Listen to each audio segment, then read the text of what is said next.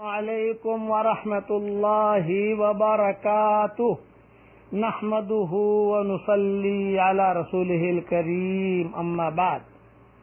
حضور صلی اللہ علیہ وسلم نے رمضان المبارک کے قریب ارشاد فرمایا کہ رمضان کا مہینہ آ گیا ہے جو بڑی برکت والا ہے، حق تعالی شانہ اس میں تمہاری طرف متوجہ ہوتے ہیں اور اپنی رحمت خاصہ نازل فرماتے ہیں، گناہوں کو معاف فرماتے ہیں، دعا کو قبول کرتے ہیں اور تمہارے تنافس کو دیکھتے ہیں۔ تنافس کا مطلب یہ ہے کہ آگے بڑھ بڑھ کر کون نیکی کرتا ہے، مقابلے پر دوسرے سے بڑھ چڑھ کر تمہارے تنافس کو دیکھتے ہیں اور ملائکہ سے اللہ فخر کرتے ہیں۔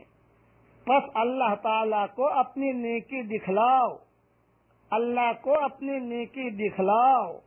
بد نصیب ہے وہ شخص جو اس مہینے میں بھی اللہ کی رحمت سے محروم رہ جائے۔ یہ حدیث امام طبرانی نے یہ حدیث لکھی ہے اور دوسری بھی کتابوں میں یہ حدیثیں موجود ہیں، لیکن بڑی کتاب کا حوالہ میں نے دے دیا، طبرانی میں یہ حدیث ہے۔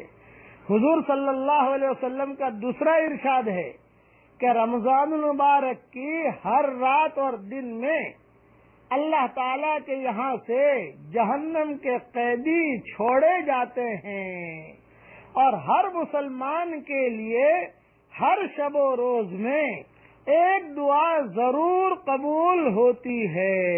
سبحان اللہ۔ حدیث کی کتابوں میں یہ دعا مختصر ملتی ہے۔ عبداللہ ابن عمرو ابن عاص افطار کے وقت یہ دعا کرتے تھے، اللہم انی اسألک برحمتک التی وسعت کل شیء ان تغفر لی۔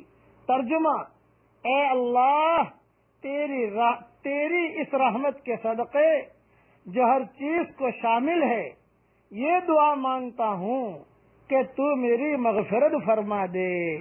بعض حدیثوں میں خود حضور صلی اللہ علیہ وسلم سے یہ دعا منقول ہے افطار کے وقت میں، یا واسع الفضل اغفر لی، اے وسیع عطا والے میری مغفرت فرما۔ اور الگ الگ دعائیں بھی آئی ہیں، کسی دعا کی کوئی خاص تخصیص نہیں، بس آدمی جو ہے دعا مانگے، 24 گھنٹے میں ایک دعا ضرور قبول ہوگی۔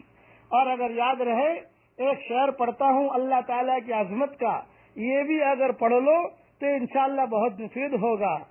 تیری عظمتوں سے ہوں بے خبر، تیری عظمتوں سے ہوں بے خبر، یہ میری نظر کا قصور ہے، یہ میری نظر کا قصور ہے۔ تیری رہ گزر میں قدم قدم، کہیں عرش ہے کہیں طور ہے، تیری رہ گزر میں قدم قدم، کہیں عرش ہے کہیں طور ہے۔ یہ بجا ہے مالک بندگی، یہ بجا ہے مالک بندگی، میری بندگی میں قصور ہے۔ یہ خطا ہے میری خطا مگر، یہ خطا ہے میری خطا مگر، تیرا نام بھی تو غفور ہے۔ یہ بتا کہ تجھ سے ملوں کہاں، یہ بتا کہ تجھ سے ملوں کہاں، مجھے تجھ سے ملنا ضرور ہے۔ کہیں دل کی شرط نہ ڈالنا، ابھی دل نگاہوں سے دور ہے۔ یہ بھی تہجد کے وقت پڑھ لینا یا 24 گھنٹے میں کبھی پڑھ لینا، یہ بہت درد بھرے اشعار ہیں۔ اللہ تعالی ہم سب کے لیے رمضان مبارک کے آنے کو بھی قبول فرمائے اور اس مہمان کی قدر کرنے کے اللہ ہم سب کو توفیق عطا فرمائے۔ والسلام علیکم ورحمۃ اللہ وبرکاتہ، وآخر دعوانا ان الحمد للہ رب العالمین۔